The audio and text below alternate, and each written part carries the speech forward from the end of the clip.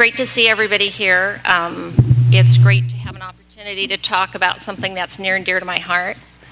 I am the CISO for the state of Washington, and just to kind of give you some perspective, I'm responsible for protecting the networks for 100 agencies, 70,000 employees, the infrastructure of what provides services, security services across the state, so that you can do business online with the government. We have a secure web portal that protects 750 applications, and that's used by 2 million businesses and citizens here in the state. So I'm a little bit familiar with security. The other thing that we have is the Security Operations Center. You know, Michael talked about the future, and I have the opportunity to bring you back to the present. So it's not nearly as exciting. I don't think I'm going to let him talk in front of me again. One of the things that we get asked all the time, my children never say they can't hear me. Well.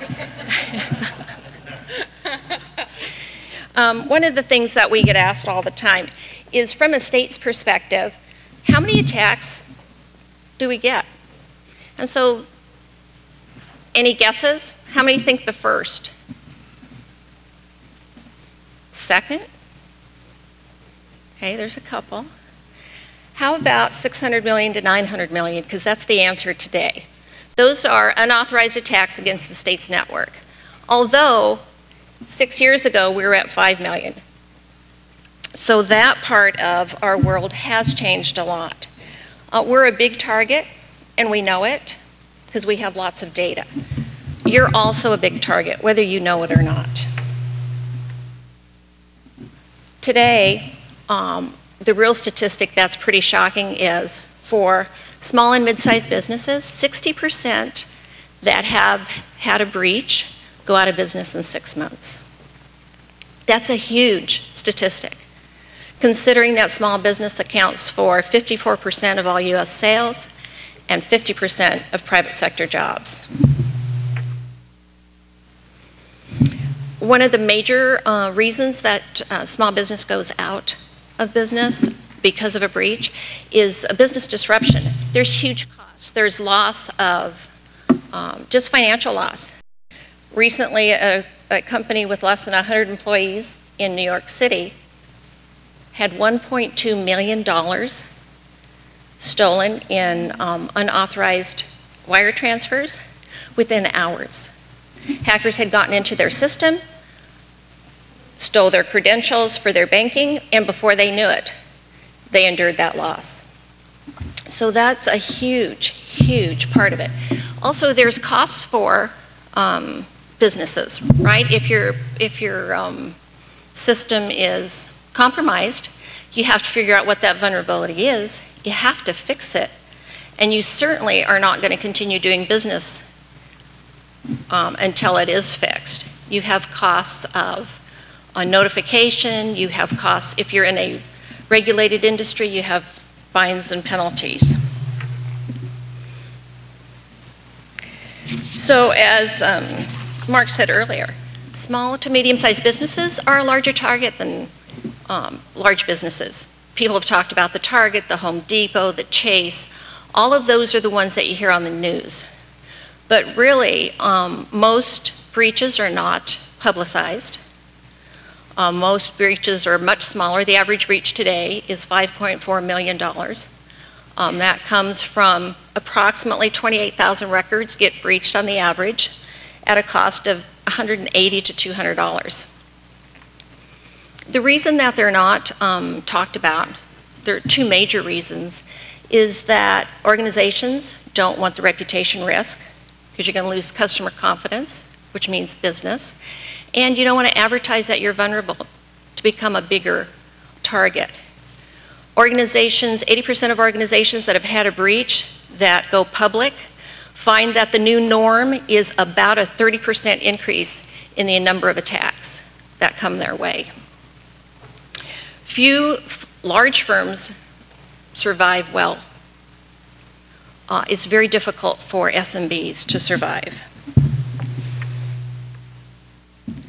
I think as I was, doing some research for you, because I'm used to generally talking to larger governments, larger corporations, the question that came to mind is why? Are there common things for why small businesses are attacked? And there's really 3 common threads. And for you today, it's an opportunity for you to see where you are in this threesome. First of all, most small to medium-sized businesses don't believe they have a lot of valuable data. That is so untrue. Small and medium-sized businesses today are really the heartbeat of our economy. They have lots of new research, they have innovation, they have the things that are a lot easier to steal than create. They are an opportunity for a hacker to come and steal your hard work. Also, we're an interconnected world. You are generally connected to your supplier, your bank, scheduling, shipping. You are a little fish connected to a big fish. And that's not unknown by the hackers. So whether you think you have valuable data, whether you think you're too small to really matter, that's really not true. And then the other thing is, you're an easy target. You're an easy target because you're the path of least resistance. Most small to medium-sized businesses don't have the ability to do the deter, detect, and defend very well. 60% of small business CEOs, CIOs, and CFOs don't believe that cyber is a big risk because they don't think they're big enough. So when you're less able to detect and counterattacks, it means that the bad guys can get in and stay in. The average time that an attacker is in a system before they're detected is at least 6 months. That's a long time for somebody to be wandering around in your networks, looking at your information and stealing it. And that's exactly what they do. They exfiltrate it out so that they can use it. Anybody here not have a website for their business? Websites are a primary target, right? So if your website uses some of the most common content management off-the-shelf systems, you need to take a look at it. WordPress, Drupal, those are off-the-shelf, and there are known vulnerabilities out there. Just Google it. You've got to make sure that you're protecting yourself. Hackers get into websites and they can get access to your back-end databases. They can get access to things that you're trying to protect. They can also infect your customers. They can hijack sessions, take them away from you, and create all sorts of havoc. Websites are just a huge, huge problem. How many of you allow your staff to do personal browsing at work? Okay, probably at least half of you. Do you know where they're going? Do you know what they're doing? Do you know if they're going to infected sites? That's also a big question. And so lastly, there's some areas that they found consistently that small and medium-sized businesses, the basic controls are missing. Just the basic inventory of sensitive data. Most organizations don't know where all their sensitive data is. First of all, they don't know what it is, and then to know where it is. Do you know how many copies of your sensitive data are there on somebody's laptop, smartphone, in email? Are you keeping track of it? Are you protecting it? If you don't know where it is, you can't protect it, and it is the lifeline of your business. Securing devices. Wireless routers, switches, servers, those kinds of things all come from the manufacturer with defaults, right? Everything's open, all the sharing is available, all the connectivity is available, and they all come with the same user ID and password. Generally, admin, password, Cisco. They come that way so that you can install them, set them up, with the expectation from the vendor that you're going to follow their guidelines to lock it down based on what your business needs are. If you're not doing that, you're in good company. 41%, they estimate that 41% of all the routers installed still have the default passwords. That's not a surprise to the hackers. You can do all sorts of protecting, but if you're not going to do the basics, it's pretty scary. You make it really easy. Truly, you're just trying to make it harder for them to attack you than the neighbor. That's really what you're trying to do. The other thing is something that we probably have seen grow exponentially in the last 2 to 3 years is the patches. Microsoft calls it Patch Tuesday since they have so many of them, of their systems. And basically what a patch is a fix for hardware, software, for vulnerabilities that are being exploited by the bad guys. They're overwhelming, they're a pain to do, and unless you're a small business that has an IT person where security is their primary job, they're probably busy doing other things. And so this is not one that rises to the top of their list. But a really important statistic for you is that 79% of all successful attacks exploited a vulnerability where a patch was available in excess of a year, sometimes 2 years. 79% were avoidable. Don't let that be you. And then good access control. We're all pretty human. Michael and I go back and forth about this all the time. Strong passwords.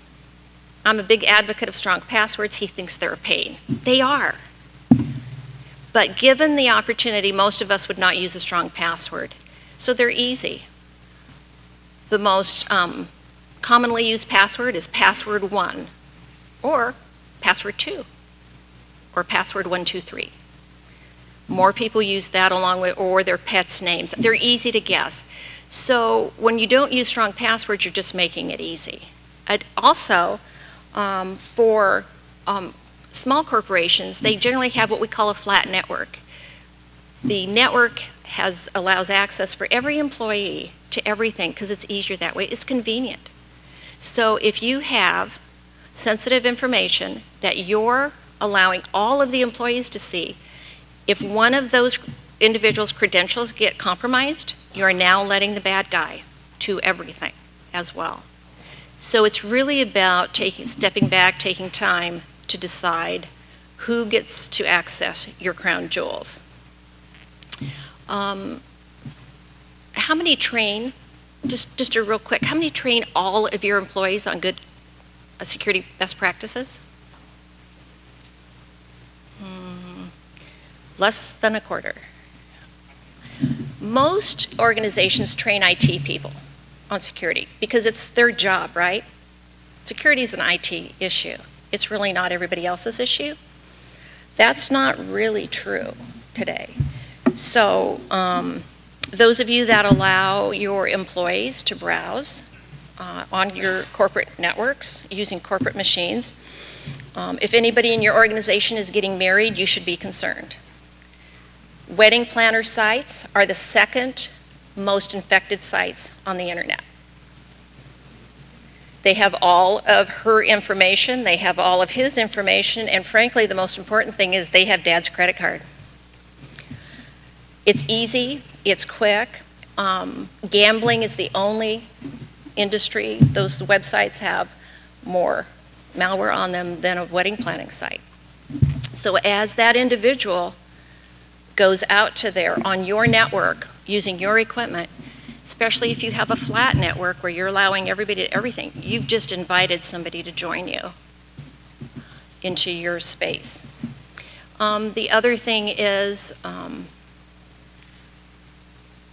would your staff know what a suspicious email looks like without clicking? I mean, would they call you? How about that question for information, right? Information about the corporate, about the executive, about you, about what you do, those kinds of questions. Do we train employees on how to suspect those kinds of things? And in all honesty, we're very helpful. 40% of us will give out our user ID and password to somebody calling and saying that they are another employee in the company and need some help. We're just very helpful. Those kinds of things don't get talked about unless you're doing some training. And remember I said 60% of executives don't think that cyber is a big risk, so they don't really have security policies and practices written down. They don't set an expectation. They don't set behavior. They don't talk about controls. We had a conversation last night with some folks that talk about if it's not in a policy where somebody can read it, it just doesn't get done. So there's a lot of that going on. Really, in today's world, and just like Michael talked about, so cybersecurity is a risk category that has the ability to impact your other business risks. Strategically, it can subvert your strategic plans, it can steal R&D, it can interrupt mergers and acquisitions if things get out. It can have the ability to really waylay where you're going and what you're doing. We talked about the financial risk. If you can't do business or you're spending all your money trying to recover, there's a financial loss there. There's a financial loss with having to stop, fix compromises. There's a financial loss with just the money going out the door. Operationally, it has the ability to disrupt your business, right? You can disrupt your supply chain, you can disrupt your customer orders. It's an operational impact. Those of you in the heavier compliance industries truly understand what a non-compliant audit means. Fines, penalties. The one that we're probably all familiar with is PCI, your credit card data. There's fines, there's penalties. Those of you in the healthcare industry, high-tech rules came into play a year ago, way more stringent, way more costly, and way more trouble than we've had before. So HIPAA regulations, HIPAA fines. The Civil Rights Commission has been on a mission to get organizations to take healthcare regulations seriously. So they've done a really good job of finding folks right now. Education has FERPA, and those are all being tightened for that. I checked into the hotel yesterday and I was somewhat surprised to find out that my credit card was denied. I thought Megan had played a joke. I didn't think it was funny. So and they're really quiet. It's like, it got denied. It's like, what do you mean? Run it again. Okay. No, it really got denied. What? So she was very kind. She said, well, you don't look like you're stealing anything. Why don't you go up to your room and then just come back down? So, okay. So, of course, I was a little annoyed. So I got the credit card company on the phone. And apparently yesterday I was part of another breach that hasn't quite been announced. So somebody in Indiana was busy using my credit card. So they tried to reach me because it's out of my pattern. And it was things and dollar amounts that I don't normally spend. And so they just put a stop on my account. Said, well, that's nice. I'm in Bellingham. I need the credit card. Oh, we can't do that. So I spent 20 minutes answering a truckload of questions. And I couldn't be irritated. I had to be really nice, although I wanted to kill her. It's like, okay, so do you want to know where my children were born and what? I mean, really. So we went through all of this stuff to finally. And so Michael and I have a debate about whether they can do this or not. So now they're only going to allow charges on my credit card for the next 48 hours just from Bellingham. So we'll see if that works. If not, I'm walking home. But those things happen all the time. So there are fines and there are penalties that organizations really do end up having to deal with, and those can be very, very costly. A question I get a lot is, how much does enough security cost? And really the answer is, it depends on how risk tolerant you are. How risk tolerant are you? How much risk can you afford? Some averages are that the average company spends 3 to 5% of their IT spend on security. Is that enough? You've got to assess that. The IT industry spends the most 11.3%. They are generally the folks that are online and under attack a lot. Finance and banking, which is a regulated industry, probably spend more than they want, and that's 8.3%. Education spends less than 4%, and I think the most fascinating note about this is that education is one of the largest targets. Higher education has been designated by the Homeland Security as the next biggest wave of targets, right? Where does R&D money go? Higher education. Who has open networks? We're sharing. We love to share at universities. Most networks in universities are organically grown. They're very difficult to manage and control, and we are the brain power. Those universities, that brain power, that R&D money is significant, and it's a very valued target. The other stat that I thought was kind of interesting, especially since Michael talked about insurance, is the average security spend as a percentage of revenue is pretty similar to what an organization spends for insurance.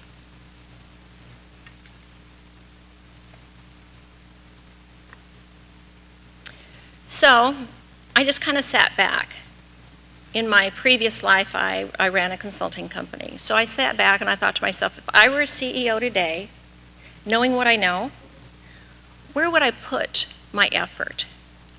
First of all, I would make room in my budget and in my priorities and in my organizational values for security. You can't afford not to any longer. And the first thing that you need is executive support. If it doesn't come from you, it won't happen. You set the tone, you set the expectation, and you need to make it a priority. It's just like today, Michael and I work together very closely. He's made security a priority. He talks about it, the governor talks about it, it's very visible. But when we get into situation meetings, if I cannot rely on him to follow up his words with his actions, it doesn't take long for people to figure out the words and the actions don't go together. So you set the expectation, but you have to follow it with action. I would assign an executive on my team to be in charge of security and know where our data is. You cannot afford, whether you're large or small, you can't afford to protect all of your data and all of your network the same. So you need to focus on your crown jewels. You got to know what they are and where they are. And then you have to know how you're protecting it. We talked a little bit about hardening devices. If I'm going to spend money trying to protect something or trying to install routers and switches, I should at least insist that the technical staff make the effort to pull out the vendor's nicely written instructions on how to harden the devices. It's not hard, it just takes time. It's kind of like having the master lock, you know, with the little tape on the bottom with a combination. If you're not going to change that combination, there's no reason to have the lock. So it's a waste of money and time. Today, it's really hard for, especially small and medium-sized businesses, to really understand why they're going to invest in security because they don't see anything for it. It's kind of like trying to stay below the radar. If you do it well, you have nothing to report. And so it's a lot harder to sell something when everything's going okay. If you don't do it too well, it's too late. You're going to pay the price. So a figure that has been recently released is for every $5.62 that a company spends after a breach could have been avoided by investing $1 before the breach. It's a 1 to 5. And so that's kind of how you have to look at it. Michael's right. As long as you're the only ones that know my name, I will be employed. I'm kind of fond of eating and making house payments. So that is true all across the way. Patches, don't be a statistic. Don't be one of those 79%. It's way too easy to be proactive and not make it that easy for them. Restrict, you really need to separate your critical data. Separate your critical data from your other network, general network stuff, and then protect it. Encryption's a great technology. It's easy to use now, but it's important, so encrypt your critical data. Look at your business. If it's your livelihood, you need to protect what's going to keep you going. And then again, I'm a big advocate on training employees, right? I want them to know how to do safe browsing. I want them to recognize the phone calls that they shouldn't be asking. You have to understand that 90% of social engineering attacks work. 90%. There's lots of those of you that are on LinkedIn and have lots of information. Makes it really easy to target a phishing. Facebook. 51% of the accounts in Facebook are infected. And everybody's busy sharing those infected attachments, information, it's all there. So if I were a CEO, I would not allow staff to do personal browsing and conduct personal business on the corporate network. That is a big, that's a big shift from where a lot of organizations want to go. I would provide a wireless system that they can use their personal, and your guests and your vendors that come in. Provide a wireless system. They're pretty easy, they're pretty inexpensive, and allow your employees and your vendors to do their personal business on that rather than on your corporate network, on your corporate equipment. It's important for us to take the lead. The last thing, one that I think is just so critical, you need to get connected. You need to connect with your industry peers, you need to connect with others, you need to be getting threat information. There's a lot of organizations around. The one that's, TAG is a great one, but your industry specific information sharing and analysis centers offer lots of resources. Those of you that are in a particular industry probably use the same software, the same systems, the same kinds of things so that you can share with each other how to protect. That ISAC, that Information Sharing and Analysis Center, will provide threat information. They'll tell you what's happening in the industry. They'll tell you what the attacks are that are pertinent to you. I've just thrown up some that are out there. Some of them are more mature than others. The financial industries, ISAC is incredibly effective. So is the multi-state ISAC. So if you're part of a government entity, that's available to you for free, and they provide a ton of services, and I'm happy to talk with you about that. But they've got everything from public to communication to defense. Get connected. We can no longer afford to be an island. You need to be out there talking, and you need to be out there sharing. That doesn't mean that you give your competitor your inside scoop, but it does mean that you're out there protecting each other. Remember, as a small and medium-sized business goes, so goes the economy.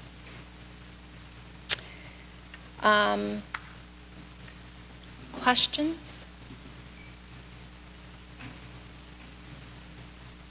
Did I bore you that much? Yes?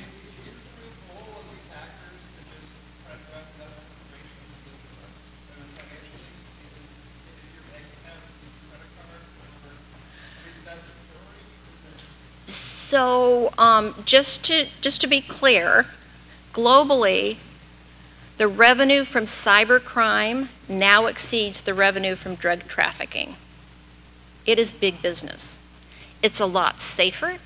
It's a lot easier. You don't have to leave your living room chair. So yes, that's a lot of it, but a lot of it is stealing intellectual property, right? It's way easier to steal your work and benefit from it than it is to spend the time and money, right? So it's twofold. Did I answer your question? Yes, up in the back.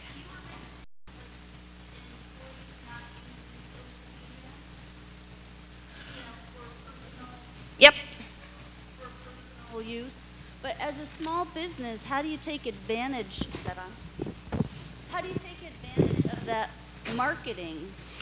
Well, there's using social media and then still protecting yourself. So there's a difference between having social media accounts that are corporate accounts versus, so I'll give you a personal example. I have a 25-year-old daughter. I don't let her send me anything. She's a very communicative person. I don't want her on our network, but we have corporate Facebook accounts. You can have corporate Twitter accounts where you're really in charge of controlling where it is, right? You're not clicking on every link that comes around, every good-looking guy that she gets a picture of. I mean, it's really how you use it. It's not using it, it's just managing that risk in your corporate environment versus allowing an employee to hit their Facebook account all the time, or whatever else they're using. I just was fascinated this morning. Turned on the news, and which is the new picture little thing? People taking pictures and sharing of themselves with their first paycheck? Check, routing, all the and so I was getting ready, and I looked, and here they are, right? And then these young folks are upset because their bank account now says zero. Not their bank account, their company's bank account. True. Yes. So you mentioned user education. Certainly that might help in terms of taking a picture of their first paycheck. Stupidity abounds, so education is needed. What about trust? We're moving into a world where can we trust anyone? Are you sure that that credit card wasn't an attempt to get the birthplaces of your children and all that information you gave that person? How do we develop trust when you can't trust? So that's a really good question. So don't ask Michael, because he'll tell you I trust no one. That's not exactly true. You're right. So my motto is trust but verify. Trust but verify. One of the things that is probably a little bit different, so the credit card industry up until now has pretty much absorbed losses on your behalf, right? So if the most I'm going to get hit for is $50 if I don't notify them, right? I don't know if Tim Walsh is going to talk about this, but the FBI worked on a case where small businesses were particularly targeted in Omaha, right? Call centers for credit cards. Small businesses don't have the same protections that you and I as consumers do, right? So a lot of those businesses don't get reimbursed when you're doing wire transfers and those kinds of things. So it's a very difficult thing. That's why if my livelihood depends on doing some things right, I want to do them right? You can't control everything. And I'll be the first to tell you, if somebody says to you that they can guarantee that you're not going to have a breach, you need to run. You do. The thing that you do is due diligence and do the best that you can. Most small businesses don't have the resources to have one person dedicated, but you have to make it just as important as the other strategic things on your plate. Other questions?